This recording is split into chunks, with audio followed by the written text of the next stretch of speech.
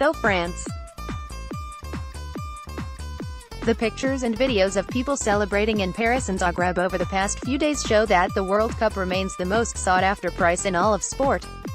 Over 1 billion people watched the World Cup final between Argentina and Germany 4 years ago, and don't be surprised if that record is broken after this Sunday's final. Most people will agree that football, and in particular the World Cup final, have just become another form of corporate greed that focuses on sponsorships and mutual backslapping from old men in suits. However, while football and the powers that be at FIFA remain clouded in controversy, the magic of the World Cup final somehow remains intact, even if the matches are usually boring as hell. While there have been some amazing moments in World Cup finals over the last 88 years, from Brazil's team goal to Jeff Hurst's hat-trick to Zidane's headbutt, the World Cup final has given us memories that still live on to this day. Of course, it wasn't always like this. The World Cup went on for nearly 30 years without really capturing the world's imagination thanks to the advent of television in the late 1950s. Football fans around the world were finally able to see the players they had heard so much about light up the 1958 final, from Garrincha to the boy wonder Pelé. But what about the first World Cup final all the way back in 1930? Who played in the final? Who were the star players, and what is the legacy of the first World Cup final?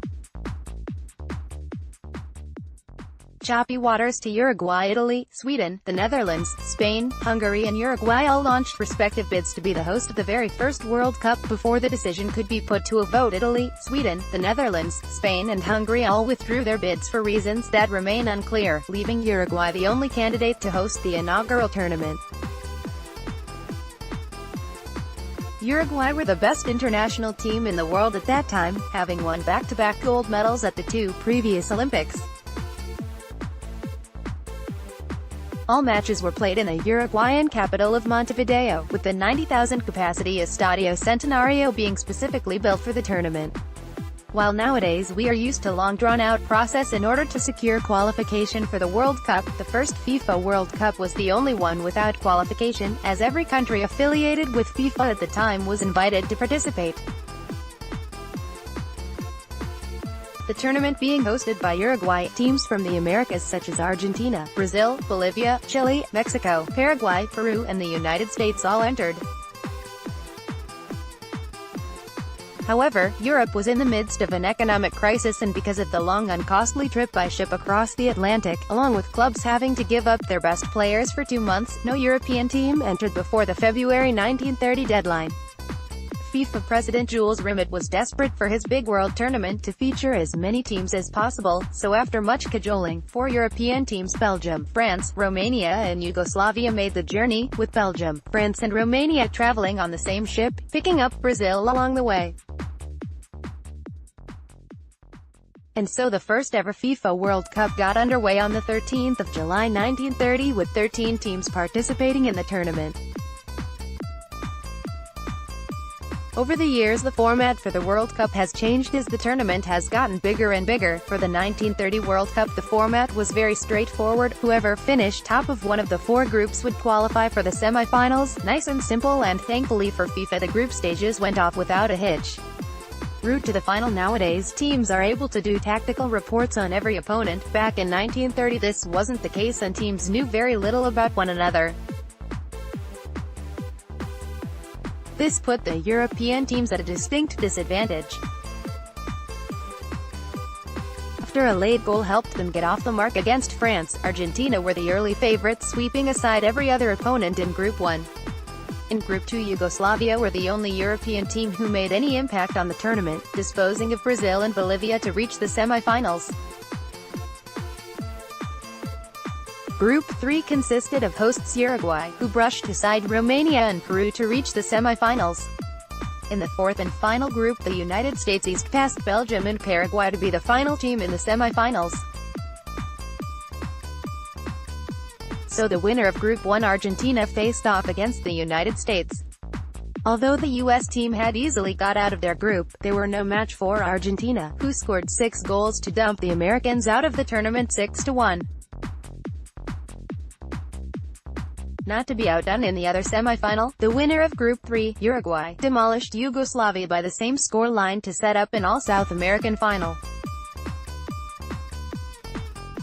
The final. So on July 30, 1930, the first World Cup final was held at the Estadio Centenario in Montevideo, kicking off at 14:15 local time. 6 hours before the match was due to begin, the gates to the Estadio Centenario were opened to allow for supporters to get to the ground in plenty of time. By noon the stadium was full to capacity and 93,000 people braced themselves for the first ever World Cup final. In the days prior to the match, a disagreement between the football associations of Uruguay and Argentina overshadowed the build-up to the match. What this disagreement was about? Who would provide the match ball? Eventually, referee John Langanes came up with a solution that suited both teams. Argentina would provide the ball for the first half and Uruguay for the second. Finally, the match kicked off and Uruguay took an early lead thanks to Pablo Dorado. However, Argentina struck back 8 minutes later with Carlos Paisel leveling the matchup. With their tails up, Argentina began dominating, and a few minutes before halftime, they went 2-1 thanks to Guillermo Stable scoring his 8th goal of the tournament. The second half kicked off with Uruguay dominating, and 12 minutes into the second half they equalized thanks to Pedro C. Then, 10 minutes later, Santos Iriarte put the Uruguayans back in the lead with a great strike from outside the box. Finally, in the last minute of normal time, Hector Castro, who had lost his right arm in an accident with an electric saw as a child, sealed the victory for Uruguay with a header. Uruguay became the first country to win a World Cup. FIFA President Jules Rimet, who the trophy would be later named after, presented the World Cup trophy to Uruguay captain José Nasazzi. Next day was declared a national holiday in Uruguay as thousands filled the streets to celebrate this achievement. The first ever FIFA World Cup was deemed a remarkable success, both from a sporting perspective and more importantly for FIFA financially. Legacy. Sadly, all of the players who participated in the 1930 World Cup final have all since passed away, with the last player, Francisco Varallo, who played that day as a striker for Argentina, died in 2010 at the age of 100. Uruguay would go on to win the tournament again in 1950, and Argentina would return to the final in 1978, winning their first World Cup on home soil. Ever since, the FIFA World Cup and the final itself have grown to levels that Jules Rimet could never have dreamed of when he first floated the idea of a world tournament to FIFA members in the late 1920s.